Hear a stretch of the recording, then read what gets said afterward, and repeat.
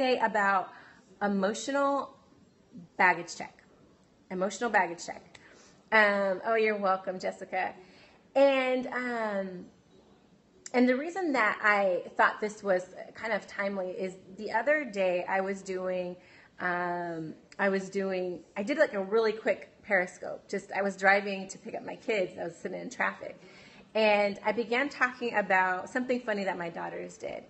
And somehow I got on the subject of leaving your drama and leaving like all the cares and worries and frustrations of the day at the door and not bringing that into the house for the rest of us to have to feed off of, right? And so I thought, gosh, well, that applies to our lives in so many ways. What I do now, what I try to remember to do is to remind my kids before they walk into the door from the garage, they need to say a prayer that all of the fears, the worries, the frustrations of the day are not brought in with them. And that, the different attitudes and spirits that their friends or teachers or whomever have that they come in contact with, that they don't bring that into the home. Yes, we all fell in love with that. Thanks, Nika. But I mean, I just think it's so true that we come into contact. I mean, you guys have friends who are like the negative Nelly.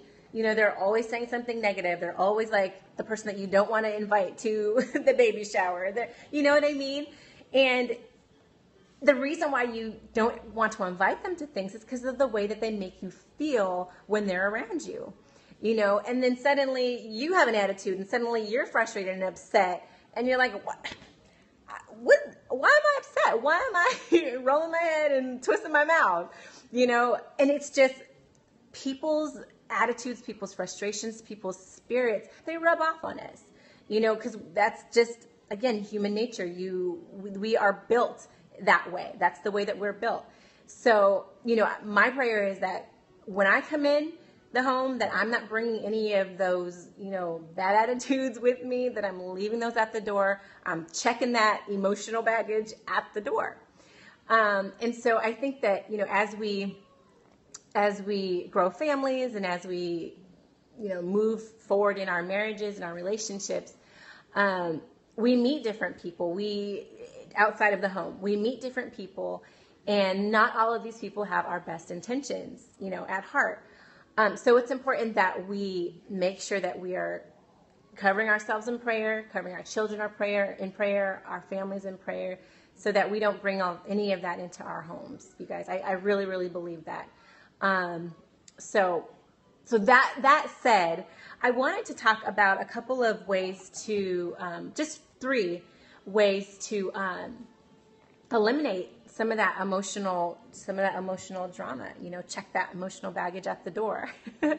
So the first thing is our highs and buys. So when you greet your husband when he walks in the door from work, are you even greeting him? Are you even greeting him? Are you at the stove and he walks in and you're like, hey, and you continue cooking, don't even look up to see if he's dressed or not, Are you taking a nap? Are you actively greeting him and welcoming him home, to his home, or are you just kind of dismissing the fact that he's even home? That's something that might seem very minor, but if you think about it, when you go meet a friend for lunch that you haven't seen in forever, do you greet your friend and like, hey girl? No, you're like, oh my gosh, I haven't seen you in so long. You guys know you do it. Okay, the guys may not do it, but we're on a 10, right? We're so excited to see our friends. But the same isn't always true when we greet our husbands. Sure, we see them on a daily basis and it can get kind of monotonous, but I mean, imagine how good that feels. Doesn't it feel good to you when you see a friend that you haven't seen in a long time, or someone that you just really care about, and you see them and you're like, oh my gosh, it's so good to see you. It's been so long since we've seen each other. That feeling that you have of, gosh, It's so good. It feels so good to see you. It's a feeling that we need to um, display with our husbands, with our spouses. What is my? Okay, he's over there. He's sitting down. Yeah, learn from your kids. That's such a good. That's such a good point, LaShonda. Learn from your kids. They are always so excited to see us when we pick them up, when they come home from grandma's, when they're whatever it is, right? They are so excited to see us. So we should have that same joy when we see our spouses. No, I'm not saying jump into his arms, but you shouldn't be, waving at him or from a distance. You shouldn't be, just kind of overlooking the fact that he's even walked through the door. There are ways to welcome your husband in with that are genuine, that are that will feel good to him. That's why mine rarely get a no from dad. Oh, your kids. So for example, when he comes in the door, grab his man purse or whatever it is that he carries, put it down for him. Greet him with a glass of cold water. Ask him how his day was. Give him a hug, give him a kiss. Say, it's so good to see you. Say, I missed you today. Just something simple. I guarantee you guys, it'll go a long way. It'll really go a long way. If it's not something that you're already doing, if you flip the switch and you start doing that, it'll go a long way. It'll go a long way. And then on the flip side, when your spouse leaves, when she leaves, are you walking them to the door? Are you seeing them off, like waving at them as they pull off? My grandmother would have dinner ready and a bath drawn. Oh, wow. Yeah. All right, Grandma. But so when your spouse leaves for the day, are you sending him off? Or are you just still in bed? Or, have you left already before him and you just, didn't give it a second thought? It's so important that we're making sure as our spouses leave that we are, obviously pray, but that we are letting them know that we're looking forward for them to return. I was just going to say something, but it slipped my mind. Yeah. So, I guess the same is true though, when you have a friend, a best friend that's going away to college or starting a new life in a different city. How do you feel when you have that, like that, goodbye brunch or that, that final brunch, that final farewell, that send off lunch or dinner? You feel like, oh my gosh, I'm going to miss you so much and I'm not going to see you for so long and all of that, all of those emotions well up, so again, I'm not saying just be this emotional, hormonal crazy person, but I'm saying that you should display some level of a desire for him to return, for her to return. Let them know that I'll be here when you get home, or, I'm looking forward to seeing you tonight, or whatever. Just something so that they know that you have an expectation that they will return and you're looking forward to their return. Because, so often it's unfortunate that we hear stories like, I'm kind of a fan of like the Dateline ID, like those, criminal shows, not CIS or any of those, but like the Dateline shows, the 2020 shows.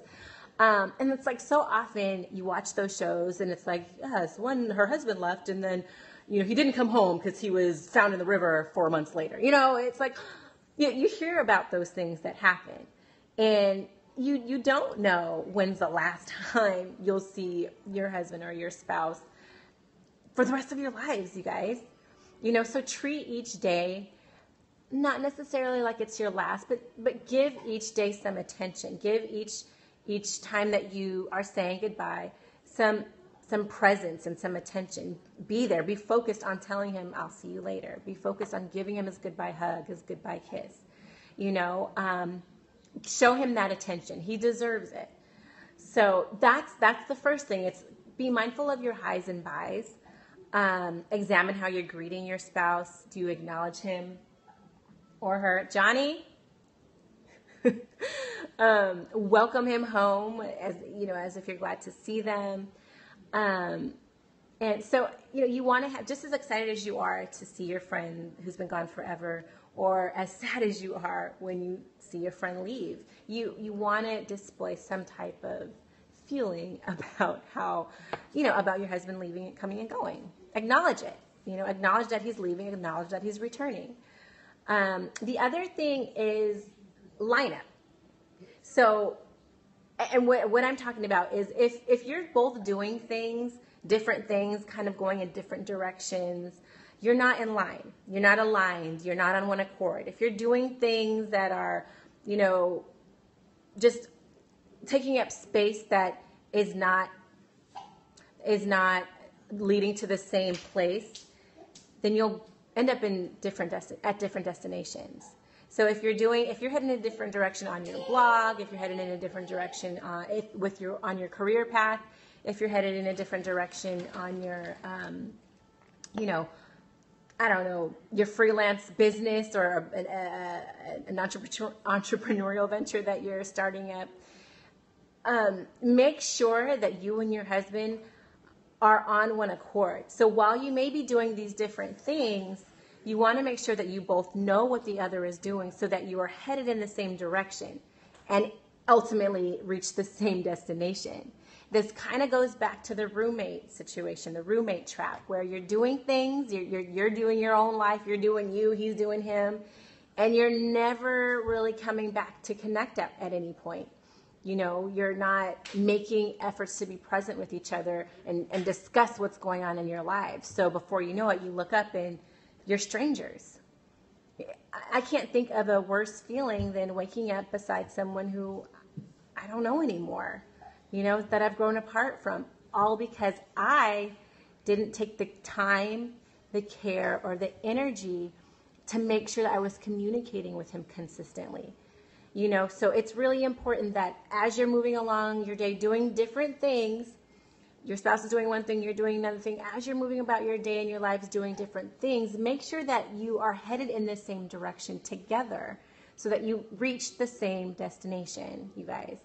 And I hope that makes sense. It's just one of those things that, if you're not focused on it, if you're not intentional about it, you're going to end up somewhere that you don't want to be.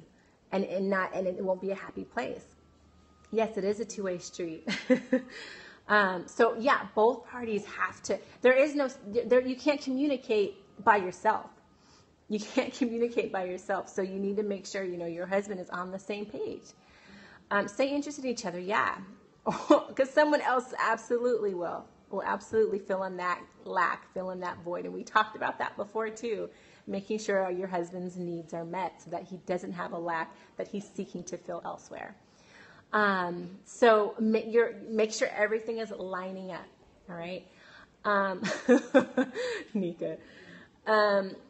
Let's see. And again, if you're not on one accord, you guys, you're ultimately spinning your wheels, because the most important thing is marriage is for you both to be coming together on one accord for the same purpose, serving God. And all of these other things are great that you're doing, but you're just spinning your wheels if they're not leading you ultimately to that one goal. Okay? And then the third thing is be his or her cheerleader. Be his or her biggest fan, you guys. Because like to LaShonda's point, if you're not interested, if you're not showing that, like, your husband is dope, your husband is like the bomb, someone else will. He's not, your marriage isn't invincible to other women, other men being interested in your spouse. And a lot of times you hear that people that are married are more attractive to those who are not married.